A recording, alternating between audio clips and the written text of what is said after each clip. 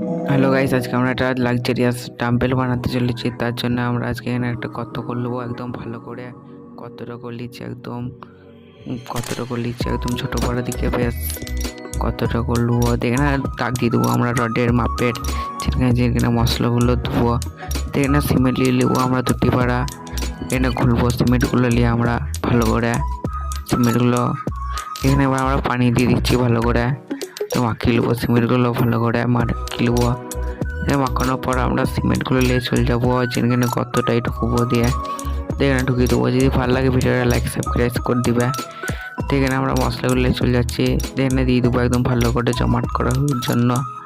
একদম করে দেবো, জমাট করে দেবো একদম ভালো করে একদম। এখানে রডটা ঢুকিয়ে দেবো ভালো করে একদম রডটা।